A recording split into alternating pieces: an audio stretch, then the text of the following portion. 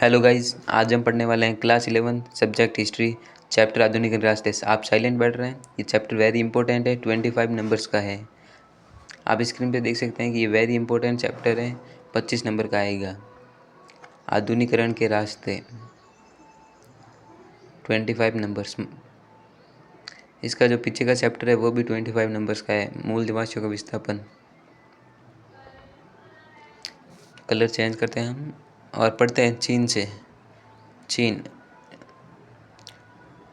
19वीं सदी की शुरुआत में चीन का पूर्वी एशिया पर प्रभुत्व था।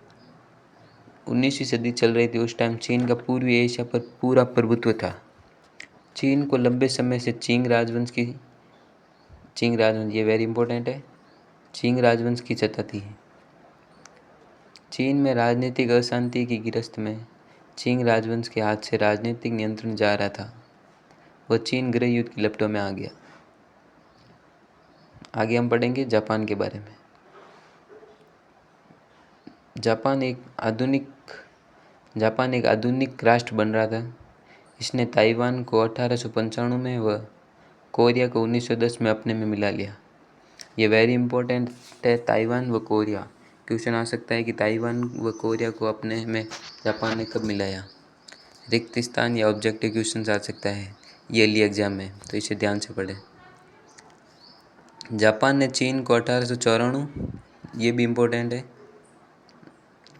चीन को 1894 व रूस को 1905 में पराजित करने में कामयाब रहा। आगे नोट लिखा, ये वेरी इंपॉर्टेंट है। 1949 में चीनी समाजवादी पार्टी ने गृह युद्ध में जीत हासिल की। आगे हम पढ़ेंगे जापान। जापान एक औद्योगिक राष्ट्र बन गया, लेकिन साम्राज्य की लालसा ने उसे 1945 के एंग्लो अमेरिकी युद्ध में उसे हार माननी पड़ी। आगे है 1970 के दशक तक जापान का पूर्ण निर्माण हुआ। यह सफर उसने जब तय किया जब पश्चिमी उपनिवेशित में का प्रभुत्व था। आगे है शिमाशिन, ये वेरी इंपॉर्टेंट नाम है। शिमाशिन को प्राचीन चीन का महानतम इतिहासकार माना जाता है। आगे है हमारे मेजी सरकार। मेजी सरकार की शुरुआत अधिनियमों में यह कहा गया कि 1969 में एक ब्यूरो की स्थापना की गई जिसका कार्य था अभिलेखों को इकट्ठा करना। यहाँ तक आपके क्लियर है। आगे है चीन और जापान की जियोग्राफी, मतलब भूगोल। चीन का एक प्रमुख जातीय समूह था हान, ये वेरी इंपॉर्टेंट है।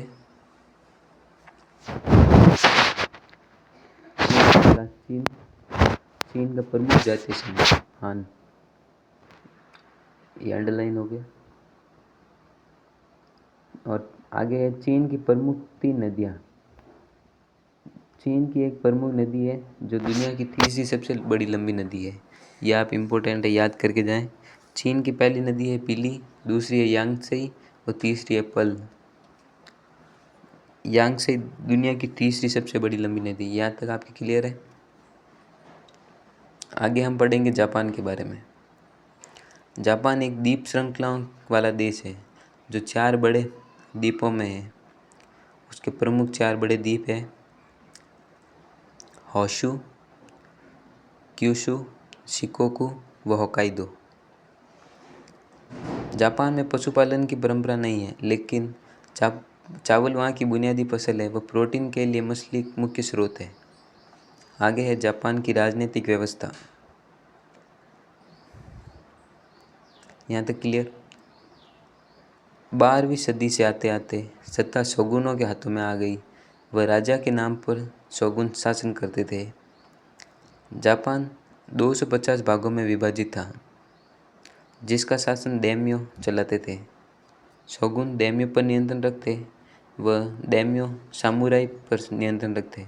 सामुराई जिसे कुलीन भी कहा जाता है। आगे है हमारे 16वीं सदी के 3 नए परिवर्तन। ये वेरी इंपॉर्टेंट है, यहाँ तक आपकी क्लियर है। 16वीं सदी के 3 नए परिवर्तन वेरी इंपॉर्टेंट है। स्क्रीन पे आप देख सकते हैं 16वीं सदी के 3 नए परिवर्तन। पहला परिवर्तन है हमारे किसानों से हथियार ले लिए गए। अब केवल सामुराई, जिन्हें कुलीन कहा जाता है, वही हथियार रख सकते थे, क्योंकि सामुराई व किसानों के बीच मध्य युद्ध आरंभ हो गए थे, जिस कारण से किसानों से हथियार ले लिए गए। वे ओनली सामुराई ही हथियार रख सकते थे। दूसरा परिवर्तन ये किया गया कि दैम्यो अपने राज्य राजधानी में रहने के आदेश दे दिए गए दैम्यो को। तीसरा परिवर्तन, मालिकों व करदाताओं का निर्धारण करने के लिए जमीन का संरक्षण किया गया तथा उत्पादकता के आधार पर भूमि का वर्गीकरण किया गया। ये इम्पोर्टेंट है। इन सब का मिला जुला मकसद था राजस्व को स्थायी करना। आगे यहाँ तक क्लियर। आगे हम पढ़ेंगे जापान। जापान में दुनिया का सबसे अधिक जनसंख्या वाला शहर कौन सा था। यह आपके क्वेश्चन आ सकते हैं कि जापान में दुनिया का सबसे अधिक जनसंख्या वाला शहर कौन सा था। तो इसका आंसर है एदो, जिसे आगे टोक्यो राजधानी में बदलाया गया। उस दौरान लेखन इतना लोकप्रिय था कि नूडल की कटोरी की कीमत पर किताबें किराए पर ली जाती। ये भी आपके क्वेश्चन आ सकते हैं कि लेखक उस समय कितना इम्पोर्टेंट था कि लोग नूडल की कटोरी पर किताबें किराए पर लिया करते। आगे यहाँ तक क्लियर। आगे है जापान चीन से।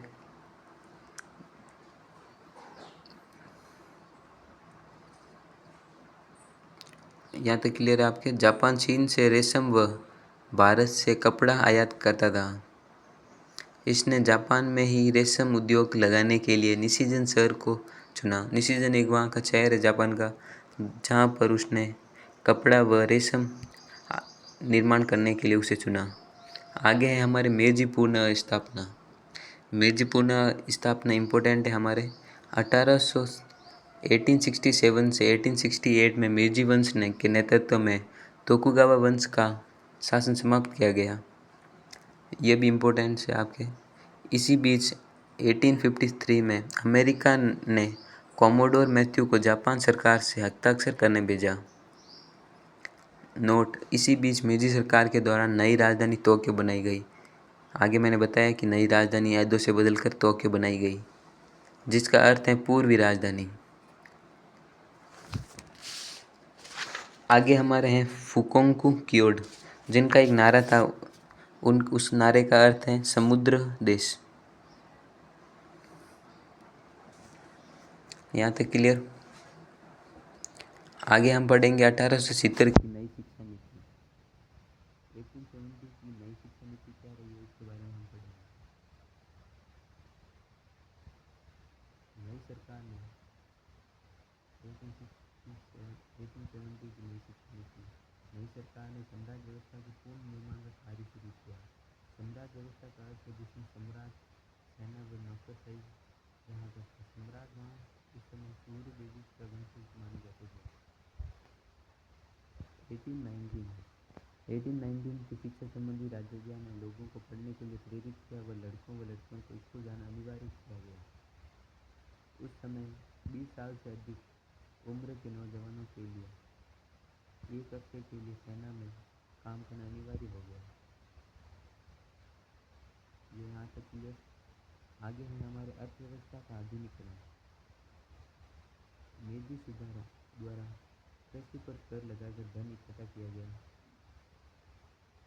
जापान की पहली रेल लाइन 1870 से 1872 के बीच टोक्यो और योकोहामा बंदरगाह के बीच चलाई गई। वस्त्र उद्योग के लिए मशीनें यूरोप से आयात की जाती थी व जापानी विद्यार्थियों को पढ़ने के लिए विदेश भी भेजा गया। 1872 में आधुनिक बैंकिंग संस्थाओं भी प्रारंभ होगी। ये इम्पोर्टेंट है आपके कि आधुनिक बैंकिंग संस्थाएं कब प्रारंभ हुई। तो 1872 में बैंकिंग संस्थाएं प्रारंभ हो गई। आगे हमारे हैं औद्योगिक मजदूर। उद्योग के तेज विकास से लकड़ी जैसे संसाधन की मांग के कारण पर्यावरण का विनाश होने लगा। उस कारण वहाँ की जनता ने 1897 में, ये इम्पोर्टेंट सन है, औद्योगिक प्रदूषण के खिलाफ पहला आंदोलन छेड़ा। आपके क्वेश्चन आ सकता है कि औद्योगिक प्रदूषण के खिलाफ पहला आंदोलन कब छेड़ा गया। तो 1897। आक्रामक राष्ट्रवाद। मेजी संविधान सीमित मताधिकार पर आधारित था। उसने एक डाइट बनाई भारत में जिस प्रकार संविधान है उसी प्रकार संसद है, उसी प्रकार वहाँ डाइट है, जिसमें अधिकार सीमित थे। 1899 में प्रधानमंत्री ने आदेश दिए कि केवल सेवारत जनरल और एडमिरल ही मंत्री बन सकते हैं। पश्चिमीकरण और परंपरा। फुकुजावा युकिशी का कहना था कि जापान को एशियाई लक्षण छोड़ देने चाहिए और पश्चिम का हिस्सा बन जाना चाहिए। संवैधानिक सरकार की मांग करने वाले जनवादी अधिकारों के आंदोलन के नेता उएकी एमोरी, जो उदारवादी शिक्षा के पक्ष में थे। जापान के एक नए घर को होमू में पति पत्नी रहते थे। जापान के नए घर को होमू कहा जाता है। आधुनिकता पर विजय। यहाँ तक क्लियर है आपको। दूसरे विश्व युद्ध में जापान ने अमेरिका के पर्ल हार्बर पर हमला किया। फिर 1943 में एक संगठि हुई जिसमें आधुनिकता पर विजय कहा गया। जापान को एक उपनिवेश बनने से नैतिक ऊर्जा ने बचाया। जापान को एक उपनिवेश, किसी देश का उपनिवेश बनने से एक नैतिक ऊर्जा ने बचाया। अमेरिका द्वारा जापान के हिरोशिमा व नागासाकी पर हमला किया गया। जो आपने पढ़ा होगा हिस्ट्री में कि अमेरिका ने जापान के नागासाकी व हिरोशिमा पर आक्रमण किया। राजनीतिक पार्टियों को पुनर्जीवित किया गया तथा जंग के बाद पहले चुनाव 1946 को हुए। 1964 में टोक्यो में हुए ओलंपिक खेल जापानी अर्थव्यवस्था की परिपक्वता के प्रतीक बनकर सामने आए।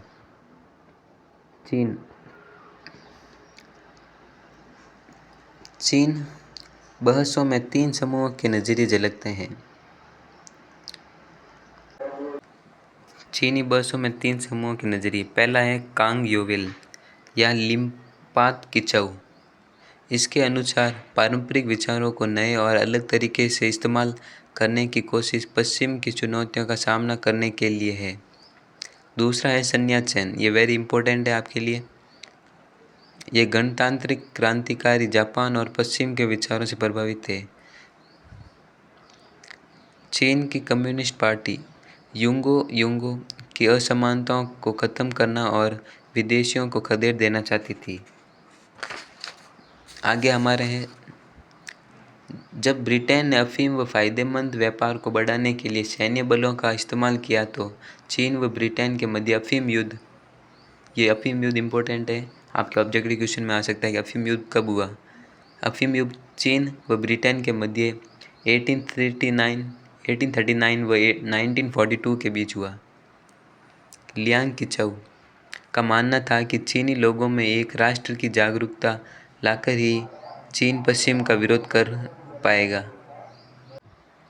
1903 में उन्होंने लिखा कि भारत एक ऐसा देश है जो किसी और देश से नहीं बल्कि एक कंपनी का गुलाम रहा, जिस कंपनी का नाम है ईस्ट इंडिया।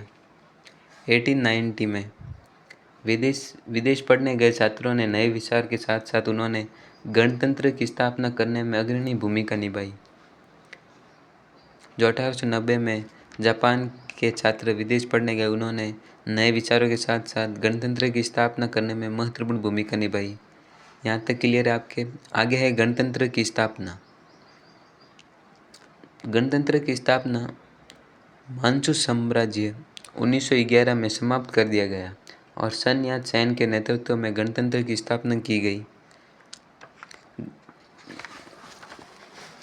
यहाँ इम्पोर्टेंट है कि आधुनिक चीन का संस्थापक भी सन यात सेन को कहा जाता है। यह आपके क्वेश्चन में आ सकता है कि आधुनिक चीन का संस्थापक किसे कहा जाता है, तो सन यात सेन। स्क्रीन पर आप देख सकते हैं, ये इम्पोर्टेंट है। इनके कार्य 3 सिद्धांत के नाम से मशहूर है। ये 3 सिद्धांत वेरी इंपॉर्टेंट है। राष्ट्रवाद, साम्राज्यवाद व गणतंत्रवाद। राष्ट्रवाद है गणतांत्रिक सरकार बनाना, साम्राज्यवाद है भूस्वामित्व को बराबर लाना, व गणतंत्र है चीन का विकास करना। निम्न 2 पार्टियां कुओमिन्तांग व नेशनल पीपुल्स पार्टी और चीन कम्युनिस्ट पार्टी ने 1921 में स्थापित की गई व एकताबद्ध करने का प्रयास भी किया गया। सन यात सेन की मृत्यु के बाद चियांग काई शेक कुओमिन्तांग के नेता बने। आगे हमारा है पीकिंग विश्वविद्यालय की स्थापना 1902 में की गई। ये इम्पोर्टेंट है। यहाँ तक क्लियर। आगे देखते हैं हम चीन साम्राज्यवादी दल का उदय। 1937 के जापान व चीन के मध्य युद्ध के बाद कीमतें 1945 से 1949 के दरमियान में 30% के प्रति महीने की रफ्तार से बढ़ी। ग्रामीण चीन के दो संकट थे, पर्यावरण संबंधित बंजरी जमीन, वनों का नाश व विनाशकारी जमीन प्रथाएं, ऋण, निम्नकारी संसार के कारण। आगे हमारा है जनवाद की स्थापना। पीपुल्स रिपब्लिक ऑफ चाइना की सरकार 1949 में कायम हुई। ग्रामीण इलाकों में पीपुल्स कम्युनिस्ट, जहां लोग इकट्ठे जमीन के मालिक थे, वे मिलजुल कर फसलें उगाते व 1958 में 26,000 ऐसे समुदाय थे जो कृषक आबादी का 98% भाग थे। आगे है विचार दर्शनों का टकराव। समाजवादी व्यक्ति की रचना के इच्छुक माओवादियों और दक्षताओं की बजाय विचारधाराओं पर माओ के बल देने की आलोचना करने वालों के बीच संघर्ष चला। 1978 में आधुनिकीकरण के 4 सूत्री लक्ष्य की घोषणा की गई। वे थे विज्ञान, उद्योग, कृषि, रक्षा आदि। ये प्रस्ताव चाउ एंड लाई द्वारा लाया गया। आगे हमारा है ताइवान का हिस्सा। यहाँ तक क्लियर है आपके? ताइवान का हिस्सा। चीन समाजवादी दल से पराजित होने के बाद चियांग काई शेक 30 करोड़ व अमेरिकी डॉलर और कीमती कलाकृतियां लेकर 1949 में ताइवान भाग निकला। चियांग काई शेक था जो 30 करोड़ अमेरिकी डॉलर व कीमती कलाकृतियां लेकर 1950 में ताइवान भाग गया। चियांग काई शेक के नेतृत्व में कुओमिंतांग ने एक दमनकारी सरकार की स्थापना की, जिसमें बोलने की और राजनीतिक विरोध करने की आज़ादी छीन ली गई। भूमि सुधार लागू होने के बाद 1973 में कुल राष्ट्रीय उत्पाद के मामलों में ताइवान पूरे एशिया में जापान के बाद दूसरा स्थान पर आ गया। आगे हमारा है कोरिया की कहानी। ये वेरी इंपॉर्टेंट है। ये ईयरली व हाफ ईयरली दोनों में आ चुका है, ईयरली एग्जाम में आ सकती है। 19वीं सदी के अंत में कोरिया के जोसेon वंश ने काफ़ी संघर्ष का सामना किया। कोरिया में एक वंश था जोसेon वंश, ये भी वेरी इंपॉर्टेंट है। जोसेon वंश, कोरिया की कहानी ये वेरी इंपॉर्टेंट है। जापान ने 1910 में अपनी कॉलोनी के रूप में कोरिया पर जबरन कब्जा किया और जोसेon वंश का अंत किया। आपने आगे पढ़ा होगा कि जापान ने 1910 में कोरिया को व 1895 में ताइवान को अपने में मिला लिया। कोरियाई लोग जापानियों द्वारा दिए जा रहे कोरियाई संस्कृति एवं नैतिक मूल्यों के दमन से काफ़ी नाराज थे। आगे नोट लिखा है, इन्होंने कोरियाई लोगों ने कैरो याल्टा पाटसाई जैसे अंतर्राष्ट्रीय बैठकों में विदेशी नेताओं से अपील करने के लिए प्रतिनिधि मंडल भेजे। जापानी औपनिवेशिक शासन। अगस्त 1945 में द्वितीय विश्व युद्ध के बाद जापान की हार हो गई। जापान एक औपनिवेशिक शासन था जिसने द्वितीय विश्व युद्ध के बाद उसने हार मान ली। आगे है जून 1950 में कोरिया युद्ध शुरू हो गया। दक्षिणी कोरिया में अमेरिकी संयुक्त राष्ट्र सेना और उत्तरी कोरिया में कम्युनिस्ट चीनी सेना के समर्थन से शीत युद्ध काल का युद्ध शुरू हुआ व 1953 में युद्ध समाप्त भी हो गया। 1963 के चुनाव में पार्क chung ही राष्ट्रपति बने। ये वेरी इंपॉर्टेंट है कि 1963 के चुनाव में राष्ट्रपति किसे चुना गया, तो पार्क यूंग ही वेरी इंपॉर्टेंट नाम है ये। मजबूत नेताओं, प्रशिक्षित अफसरों व उद्योगपतियों और सक्षम श्रम बल के संयोजन से कोरिया आज सारे विश्व को अपनी आर्थिक वृद्धि से चौंका रहा है। पार्क chung ही की मृत्यु के बाद दिसंबर 1979 में एक सैन्य नेता चिन डू हवन ने सैन्य दल ने पूरे देश में मार्शल कानून को लागू करने लोकतंत्र आंदोलन को दबा दिया। कोरियाई लोकतंत्र और संकट। कोरिया में पहले चुनाव दिसंबर 1887 में हुए व लोकतंत्र को चुना गया राष्ट्रपति किम प्रशासन को। धन्यवाद गाइस, ये वेरी इंपॉर्टेंट चैप्टर है व लास्ट चैप्टर है।